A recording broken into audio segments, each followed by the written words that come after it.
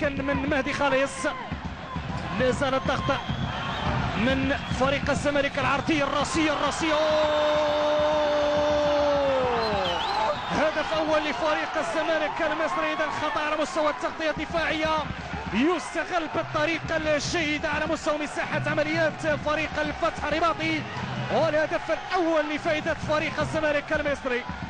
إذا الهدف الأول هدف اللي ما كناش كنتمناو بالنسبة لفريق الزمالك المصري. الأكيد كان سوء على مستوى التغطية الدفاعية. فرحة الأكيد هي فرحة مستحقة بالنسبة لجمهور فريق الزمالك المصري. تابعوا الإعادة العرضية في اتجاه مساحة عمليات والراسية، وحيدا يغرد دياس باسم مرسي يتمكن من منح فريق الزمالك المصري الهدف الأول في هذه المواجهة. أكيد تصلكم منصة مشاهدة الكرام هنا من ملعب مولاي الحسن بمدينة الرباط. جماهير تساند بحث العرضية، فرصة لفريق الفتح خطيرة خطيرة خطيرة خطيرة خطيرة.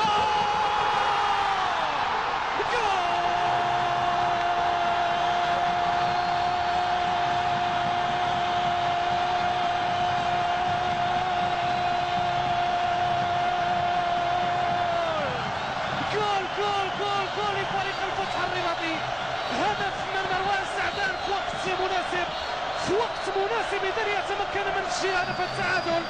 إذا بعد مجموعة من المحاولات اللي كانت محاولات خطيرة من فريق الفتح الرباطي واللي تصدى له بكل براءة أحمد الشناوي، هذا المرة مروان سعدان في حدود دقيقة 40 يتمكن من تسجيل هدف التعادل. نتابعوا الإعادة العرضية والراسية جميلة منك يا مروان سعدان، جميلة منك يا مروان سعدان. وكذلك حتى العرضية من محمد الشيحاني بالمقاس والراسية كذلك بالمقاس تهزم الحارس أحمد الشناوي. وهدف التعادل هدف مقابل هدف. الكرة ضغط من طرف فريق الفتح الرباطي. تابعوا هذه المحاولة على مستوى الجهة اليمنى، تسديدة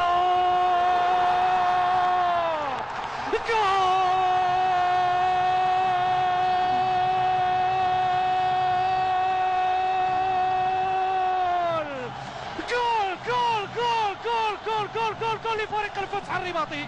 هدف لفائدة فريق الفتح الرباطي جول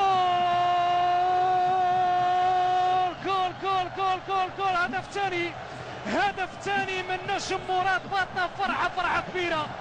فرحة كبيرة. نتابعوا الإعادة، يعني كانت ملعوبة بطريقة جيدة، والراسية جميلة الراسية تمنح الهدف الثاني لفائدة فريق الفتح الرباطي. هدف ثاني، هدفين مقابل واحد. نتمنوا يعني يبقى التركيز من طرف عناصر فريق الفتح الرباطي. تلعب من محمد كوفي، كرة في اتجاه باسم مرسي بإمكانيات كبيرة. باسم مرسي حذاري هذا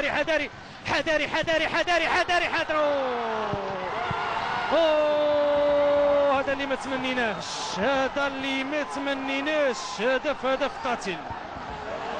هدف قاتل للأسف من فريق الزمالك المصري، وفرحة من جماهير المصرية. الأكيد هي فرحة مستحقة، وكذلك اللاعبين ديال فريق الزمالك المصري. أظن إبراهيم صلاح هو اللي منح الهدف الثاني، وقلتها بأن هناك أخطاء على مستوى دفاع فريق الفتح الرباطي، وكنتابعوا يعني كيراوغ بالطريقة اللي بغى صراحة. هدف مفاجئ. نتابعوا باسم مرسي يراوغ، يلعب إمكانيات جيدة، يتم استغلال الكرة من طرف لاعب فريق الزمالك المصري، لاعب رقم 4 عمر جابر. متبقية على نهاية الوقت المضاف.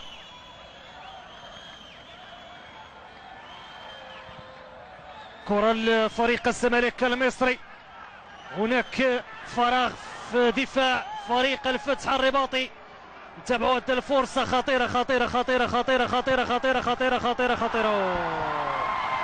هدف الخلاص، هدف الفوز لفريق الزمالك المصري في الوقت اللي كان هناك تابعنا يعني فراغ مهول بالنسبة لدفاع فريق الفتح الرباطي، يكلف غاليا.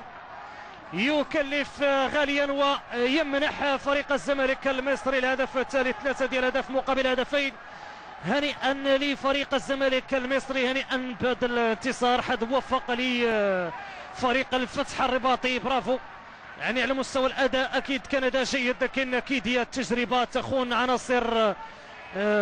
عناصر فريق الفتح الرباطي. نتابعوا كيتمكن من تسجيل هدف اللاعب حازم امام اللي دخل في الجوله الثانيه. اذا 3 ديال الاهداف مقابل هدفين، اكيد نتيجه تؤهل فريق الزمالك المصري اذا نهايه المقابله. اذا هنيئا لفريق الزمالك المصري الشقيق، هنيئا له. حظ موفق لفريق الفتح الرباطي. اكيد مباراه تنتهي يعني في روح رياضيه كبيره كذلك على مستوى الجماهير المصريه. كنهني